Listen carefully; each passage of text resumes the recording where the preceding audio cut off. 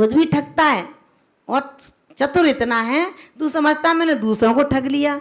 आचार्य भगवान कहते हैं जो निर्वेश्या परिणामी है वो वंचक अपने लिए है।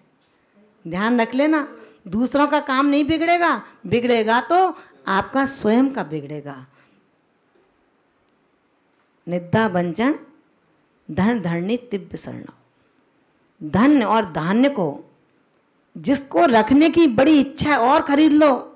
सोना इतना कम हो गया, चांदी इतनी कम हो गई, सरसों इतना रेट चल रहा है, भर लो गोदामों को और उसको देख करके बड़ा खुश होता है। तिव्य शरणा हो, जिनकी संज्ञाएं तीव्र हो चुकी हैं। कौन सी? आहार संज्ञा, भय संज्ञा, मैथुन संज्ञा और परिग्रह संज्ञा।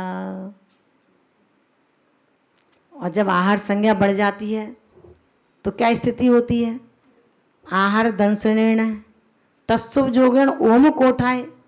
ओम कोठाय माने जिसका खाली है पेट, आहार को देख करके परेशान होता है कि जल्दी मिले और जल्दी खाऊं। सादत सुदीर्ण राय, जिसके साता की उदीर्णा हो चुकी है उसके आहार संज्ञा बढ़ जाती है। साता की उदीर्णा होगी तो असाता आएगी। असाता में हमें ओम कोठाए, हर्ष में पेट खाली है, हर्ष में पेट खाली है, हर्ष में भोजन कथा कर रहे हैं। भोजन कथा हमें पाप को देने वाली है। आचार्य भगवान कहते हैं भैया समय अब मेरे दूसरे काम का हो रहा है, इसलिए ध्यान इतना रखना है आपको। इस वर्तमान में हुंडा सर्पणी काल के भरत क्षेत्र में रौद्र और आर्त ध्यान से युक्त जीव नष्ट, दुष्ट और पापी होता हुआ कृष्ण नील कापोत लेशाओं से युक्त देखा जाता है। ऐसी इस स्थिति में जो चारों ओर हमें रौद्र ध्यान, संकलित परिणामी, निर्दयी, जो पाप भीरू नहीं है, जो पापों से डरते नहीं, चैलेंज करते हैं कि अरे होगा क्या, देख लेंगे क्या होना है हमारा, करके तो दिखाए कोई हमें। आचार्य भगवान कहते हैं बेचारा, उसे बेचारा कहो। जो अपने को रोटी खिलाए वो बेचारा थोड़ा ही है, जो अपने पांव दबाए वो बेचारा थोड़ा ही है। वो तो अपने कर्तव्य कर रहा है बैयावृत्ति के, उसका काम है। अगर बैयावृत्ति नहीं करेगा तो तू तर नहीं पाएगा, सड़ जाएगा। और अगर उससे कहेंगे बेचारा बैयावृत्ति करके 10 बजे सोया था, अरे वो बेचारा नहीं है, बेचारा तो तू है जो बैयावृत्ति 10 बजे तक कराता रहा। बेचारा तो तू है भैया, क्यों तू बैयावृत्ति कराता है। आचार्य भगवान कहते हैं हम आहार दाता को बेचारा ना कहें, जो आहार ले रहा है आहार संज्ञा को बढ़ा करके वो बेचारा है, उसे बेचारा कहें। जिसकी आहार संज्ञा बढ़ती नहीं है, केवल शरीर को चलाने के लिए आहार ग्रहण करता है, उसकी तरह गोचरी की तरह, गाय गोचरी करती है, गोचरी वृत्ति की तरह, अश्व पूर्ण की तरह उस गड्ढे को भरता है, औगुण की तरह उस पहिए में औगुण लगाता है कि चरमराहट ना हो जाए, उस औगुण की तरह, भ्रामरी वृत्ति की तरह बोहरा फूल का पराग ले लेता है लेकिन फूल को किंचित कष्ट नहीं देता। हम ना भौरे हैं, ना गाय हैं, ना गाड़ी के पहिए हैं, हम हैं कौन? कौन सा शैतान दैत्य हमारे अंदर बैठा हुआ है जो किसी तरह की गोचरी के लिए हमें प्रेरित ही नहीं करता है। हम भौरे बन जाएंगे, त्रिंच कहलाएंगे। भौरे नहीं बनना है, भौरे की प्रवृत्ति है कि श्रावक के यहाँ पर जो श्रावक खुश होकर के दे उसको तुम ग्रहण कर लो और उससे ना अच्छा बोलो ना बुरा बोलो। जैसे तीर्थंकर महावीर चंदना के यहाँ गए, भोजन करके आहार लेकर वापस अपने स्थान पर पहुँच गए, ठीक इसी तरह हम भी अपने इस वृत्ति से, इस आर्त और रौद्र ध्यान को हटाने का पुरुषार्थ करें और अपने जीवन में रुद्रता के भावों को छोड़ें, दुख पीड़ा का निरंतर ध्यान ना रखें। इन्हीं भावनाओं के साथ में आचार्य भगवान ने हमें आज बहुत ही सुंदर इस प्रकरण को बताया है जो हमारे जीवन में एक अभिन्न अंग बन चुका है। हम आदरौद भी करना अच्छी तरह जानते हैं और पीड़ा का रोना भी अच्छे से जानते हैं। इसलिए एक पाप भीरू आत्मा जब डर जाती है, सहम जाती है, घबरा जाती है, तो अपने गुरु के चरणों में निवेदन करती है, संसार भ्रमण के गहन दुखों से अब मेरा मन घबराया, बाह पकड़ कर मुझे थाम लो और मिटा दो जग माया, बाह पकड़ कर मुझे थाम लो और मिटा दो जग माया। देह जीव की परम भिन्नता हो, देह जीव की परम भिन्नता मैं अब तक ना जान सकी, गुरु मारिणी रहूंगी भव भव मुझे बचा लो बहुत थकी, गुरु मारिणी रहूंगी भव भव मुझे बचा लो बहुत थकी। ज्यों ज्यों जिन वाणी का अध्ययन गुरु माँ का उपदेश मिला, त्यों त्यों इस अज्ञानी मन में सच्चे ज्ञान का कमल खिला, त्यों त्यों इस अज्ञानी मन में सच्चे ज्ञान का कमल खिला। दर्श विशुद्धि को प्रगटा लूं हो, दर्श विशुद्धि को प्रगटा लूं, ऐसी साहस शक्ति दो, मल दोषों को सहज निकालूं, मुझको वह अभिव्यक्ति दो, मल दोषों को सहज निकालूं, मुझको वो अभिव्यक्ति दो, मल दोषों को सहज निकालूं, मुझको वो अभिव्यक्ति दो। आत्मार्थी की इस भावना को पूज्य गुरुदेव गुरु के चरणों में रखा। ये भावना हम सब के अंदर आए और हम सब एक संगठन में संगठित होकर के अपने उस यात्रा की ओर चलें, क्योंकि मोक्ष नगर अभी नहीं मिलना, अभी समाधि की ओर बढ़ना है।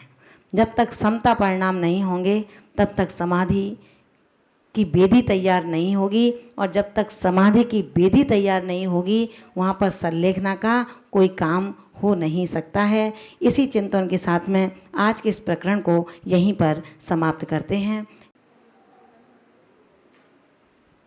जैन धर्म के साहित्य सृजन में जिनका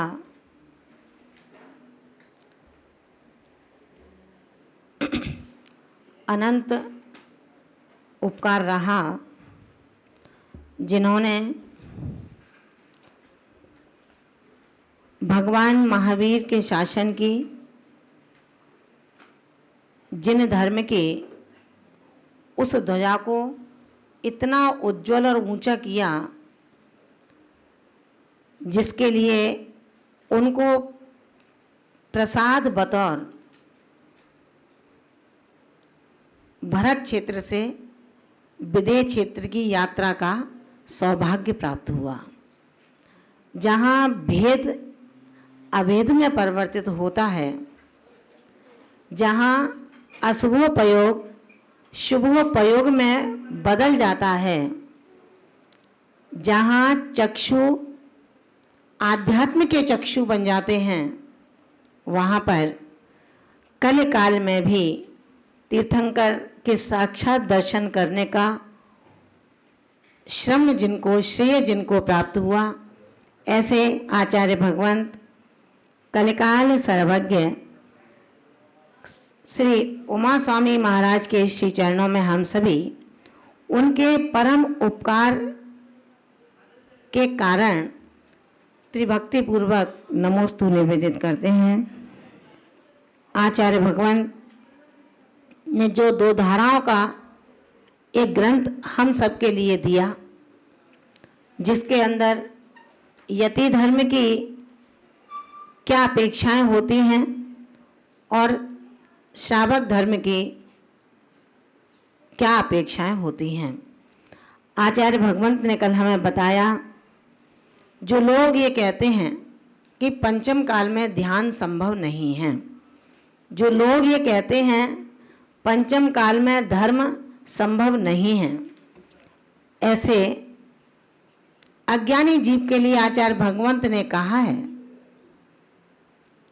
कि यदि हम ध्यान की सिद्धि पंचम काल में नहीं मानेंगे तो हमारे धर्म का लोप हो जाएगा। ध्यान के जब भेद की बात आती है और आर्द्र और रौद्र ध्यान को जिन्होंने बताया कि आर्द्र रौद्र ध्यान में रहता है कौन? मिथ्या दृष्टि आत्मा, जिनके परिणामों में दया करुणा अनुकंपा किंचित भी नहीं पाई जाती है, जिनके हृदय में पाप भीरता नहीं होती है, निडर निर्भय होकर के वो दुष्ट और निर्दयी हो जाया करते हैं। अपनी वाचालता से किसी दूसरे का नहीं, स्व का ही घात कर बैठते हैं।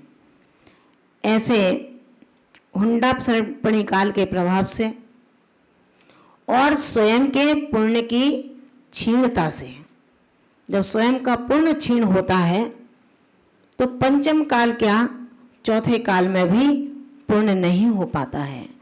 जिसके पलड़े के अंदर पुण्य है ही नहीं, वो भला तीर्थंकर के पादमूल में भी क्यों न बैठा हो, फिर भी अपना कल्याण नहीं कर पाता है।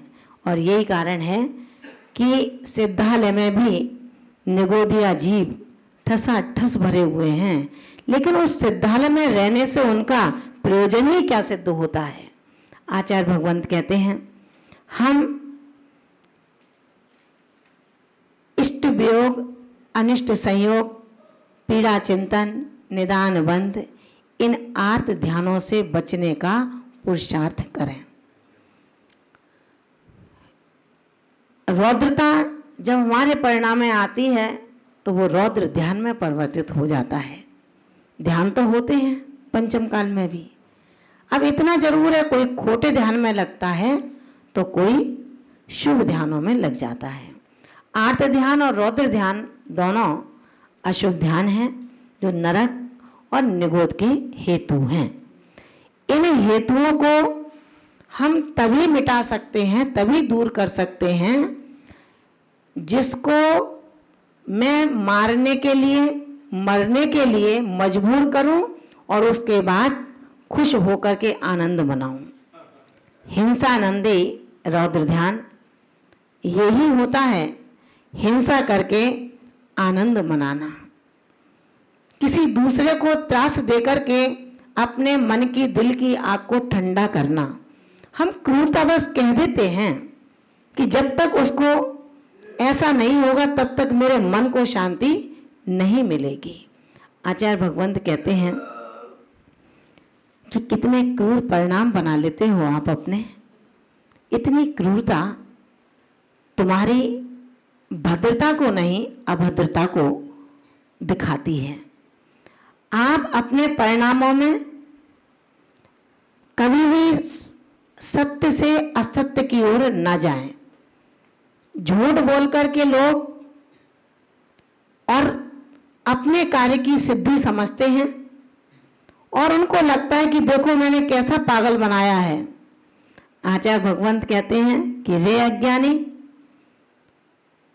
तूने ही तो रौद्र ध्यान का मृषानंदी वेद को ग्रहण किया है, भला किसी दूसरे को तुम क्या पागल बना सकते हो?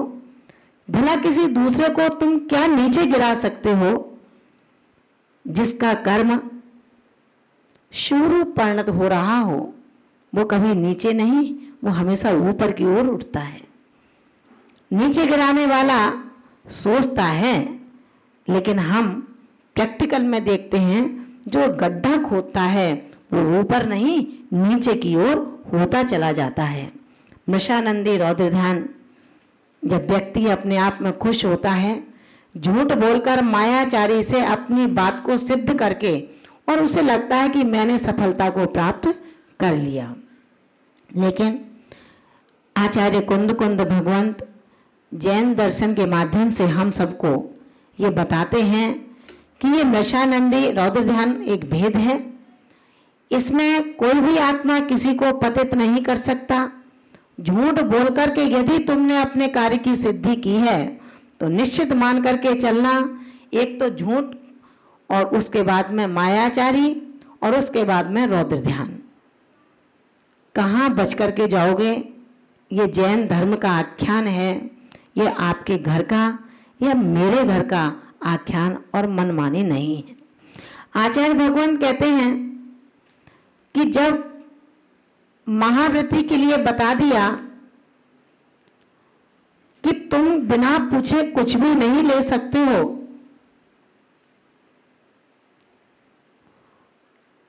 ऐसी परिस्थिति में यदि तुमने अपने संग के साधु की ही उसकी चौकी से कोई ग्रंथ, पुस्तक, डायरी, पेन, घड़ी आदि इसलिए लिया कि मैं अपने अध्ययन काल में इसका उपयोग कर लूं, तो भी आचार्य भगवंत कहते हैं तुम्हें दोष लगता है।